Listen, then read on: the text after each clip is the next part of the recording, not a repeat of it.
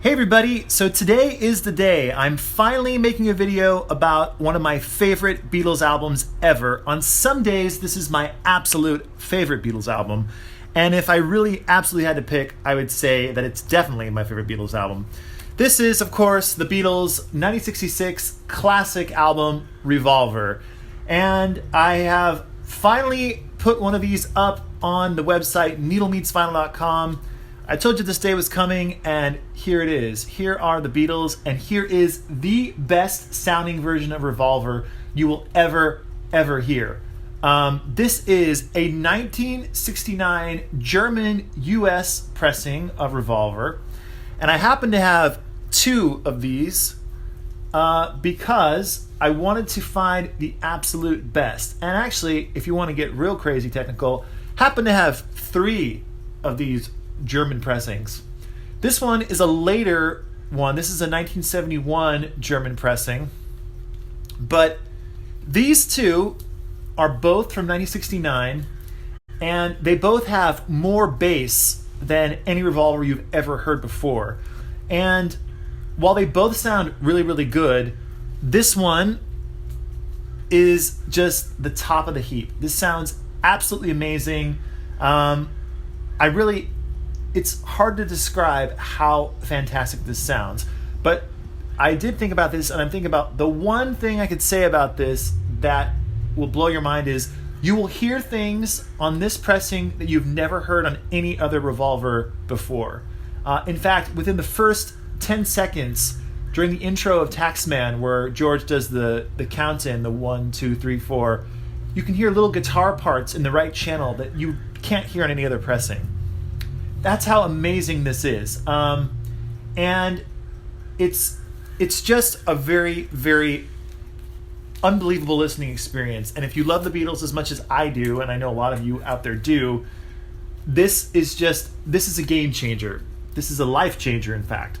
I will show you the record. It's on this blue EMI Odeon label, and it's in excellent shape. There's side 2, and I've listened to this. I put a lot of time into this Revolver, into finding a good, amazing copy of Revolver to put on the website. In fact, I will show you some, not all, of the copies of Revolver that I had to use in finding this absolute best copy. So here's the best one. We will put it right here for now. And then, like I said, this is the other 1969 stereo Revolver copy. And again, this is on the blue Odeon label. And this one also sounds excellent. The one on the website just barely beats this one out. And I probably will also list this one somewhere down the line. But for now, that's the number one. It's on the website. Then, this is my own personal copy. This is the 1971 German pressing, and this is on the Apple label. And this also sounds really good. It's very close to the one that I have on the website. It seems to lack a little bit of bass, but it still has more bass than like the normal Revolvers that we're all used to. But as far as the one on the website, it just beats it out by a little bit, by having a little bit more bass and just a little bit more clarity overall. But still, this is a very solid copy, and it's my go-to copy. In fact, I might end up keeping this other one for myself and putting it in my collection. It's that good. Haven't decided yet. I'm trying to be very true to my side business here, and when I shop for the website, I try to just keep those records for the website and not get too greedy and put them in my own collection, because honestly, it's so tempting to just be like, oh, I'll just keep all these and put them in my collection. And believe me, I really want to. But anyway, so this is the 1971 German pressing. Also sounds great. Then this is from the blue box. This is from around like 1978, 1979 of Revolver. And this is a UK version, and it is on this label. And these sound really good too. If you want just like a pretty good sounding revolver, and you don't want to spend all that much money, you can get a very solid copy of one of these, and they sound very good, but not life-changing like that one. Then this is a direct metal master from 1988 that I picked up, and this actually sounds really good also. It's from a digital source. It's the same source that they used to make the CDs from like 1987, 1988 when they first made the Beatles albums on CD. It's from that same exact master, but it sounds very, very good. It doesn't have quite the same amount of bass that I've been talking about with the previous copies, but it's a very clean and nice sounding version of Revolver. So this is one that I used in the trying to find the best one. Okay, and this is another one of the top-notch sounding copies. This is a Japanese pressing of Revolver. This is from 1976, and this is from the EAS or Flag series. That is normally this should have had like there's a little strip that used to be on here. Mine doesn't have that, but I will show you this one. Take it out of the baggie here. It's on the Apple label. And again, this sounds really good. The problem with this this pressing, I actually have another one of these as well, and they both have this problem, is they have a little bit of distortion going on. So I believe that's coming from the actual master or how they cut the record. There's a little bit of distortion going on in the high end, which it's not terrible in any way, but it definitely takes away a bit of that clarity that you really want when it comes to Revolver. So that's why this one didn't really make the top of the heap, but it has excellent bass, and if you ever find a copy of this, it's worth picking up because they sound really, really good, just except for that little bit of distortion. Okay, then these next are, while I use these, I didn't really consider them for the website, just because, as I said previously with other records I've talked about, they're easy to come by still. This is this is the Stereo Remaster from 2012. This one happens to be one that was made in Germany, and I think it sounds better than the ones that were printed in the USA. And I have a US one as well, but this is the German one, and this one sounds good. And for the money, if you want to spend under $30 for Revolver and you're just getting the Beatles, this is a great place to start. This is the remaster. It sounds good. It's not in the same league at all as these previous ones I just mentioned, but it sounds good. So not too bad. And then there is this one. This is the Mono remaster, and this was released in 2014. And this sounds excellent. As I'm sure a lot of you know, all of the early Beatle albums, basically every album except for Abbey Road and Let It Be, has a mono mix and a stereo mix. And for most of the Beatles records, the mono mix is the mix that the Beatles themselves put the most time into. But in my opinion, I like the stereo mix a lot more. I think a lot of people actually do as well. That's why I decided to go with a stereo version to put on my website. In addition, finding original mono copies of this, very, very difficult. They're very expensive.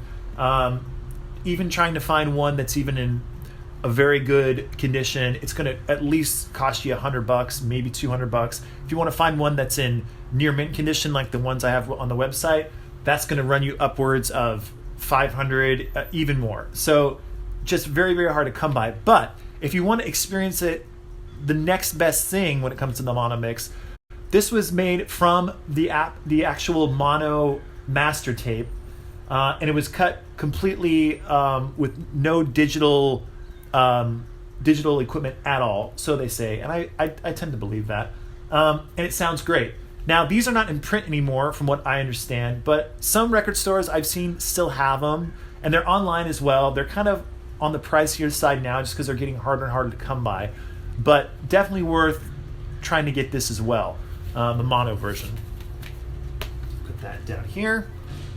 Then I have 3 different US copies. Now, the US version of Revolver, as I'm sure a lot of you know, just doesn't match up to the UK version. They took out a bunch of key songs. They don't have I'm Only Sleeping, which is terrible. They don't have And Your Bird Can Sing, which is also terrible. And they don't have Dr. Robert, which is also terrible. So basically, 3 amazing John Lennon songs have been taken away from the record, which is just not good. But I did use these, and I had them in the running just to hear what the sonic difference is. These US pressings, I don't think sound that great, in my opinion. They definitely lack low end a lot. They totally lack low end. And they tend to be a little thin sounding just overall. But they're collectible and they're cool to have, that's for sure. Obviously, I'm into it. This is a later, this is in terrible shape, by the way, but this is a later 60s, maybe early 70s pressing of Revolver. This is on the green Target label. And then these 2 are both early copies, US copies. They're both in the shrink, which is kind of cool. I think I've talked about this one before. This one's actually kind of an interesting one. This has extra thick cardboard on the sleeve. As you can tell, it almost looks like a double album. So there's that. And then here's the normal one, so you can just get a comparison here. So this one's just so much thicker. But both of these, I love these both just because they're both in the original shrink, which is cool. I've opened both of them, obviously. But as far as sound goes, they're not all that great. And then, just for some fun, I threw this one in here. This is a Russian version of Revolver. And I believe this is actually a bootleg. I don't think it's an official release. It actually doesn't sound that bad, I will say that. It sounds almost as good as like the Blue Box, a Blue Box copy from like 1978. But this was released in 1992. So it's from the 90s, and it's paired with Sgt. Pepper as a double album, which is very weird. But anyway, just a little bit of oddity. And then I will say that I do have, and it's on loan right now, I have a original stereo UK pressing from 1966 of Revolver. My copy is in terrible shape. It's absolutely crazy noisy, but I used it as a test just to know sonically how the original sounded, and it's the earliest copy I have. I think mine is actually it might be the fifth or sixth pressing, so it's not even like one of the early pressings. And as I'm sure a lot of you know, some of the early pressings of Revolver have a different mix, or the UK ones have a different mix of Tomorrow Never Knows, which is very, very cool. Mine does not have that, and I have never heard that on vinyl. I've heard rips of that on CDs that friends have made for me, and it is cool to hear that different mix. But coming back to this Revolver that's on the website, it's really, there's just so many amazing things I could say about this. Another one that I wanted to mention is that the stereo image on this is so wide that when you listen to like Taxman, there's that tambourine part, it sounds like it's way the heck over there, which is so great, especially for me. When I'm listening to a record, I love if it's really, really wide and you get a big idea of the space around all the instruments, and that is happening on this album. So I really don't have anything else to add other than this is just the best Revolver you will ever hear. So go to needlemeetsvinyl.com, check it out. Let me know in the comments let me know when's the first time you ever heard Revolver. I love hearing stories like that. My story, and I probably told this before, is the very first CD I ever bought, and actually the very first piece of music I ever bought with my own money on my own was Revolver. And I bought it in, I believe it was like the late 80s, early 90s, might have been like 1990 possibly.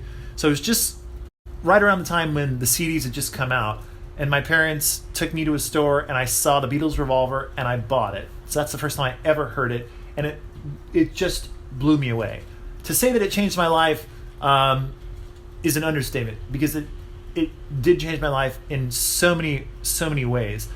First of all, it got me into music, which is huge because music is my life. I play in bands, I write songs. Obviously, I work in finding records. I collect records, I listen to records, I read about music. So this is the album that changed everything for me, and I know it changed everything for a lot of people. So in the comments below, let me know your story. Let me know the first time that you heard Revolver. What format did you first listen to it on? I'm sure a lot of you probably for the first time heard it on vinyl, which is amazing, and probably some of you heard it for the first time. The U.S. version is the one that you heard, or maybe you heard it on 8-track or cassette or reel-to-reel or CD.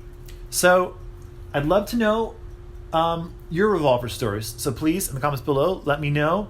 And so go to needlemeetsvinyl.com, read all about this copy of Revolver. I did a big write-up on it. That's it. And I will do a small tease because there are more Beatle records coming to the website.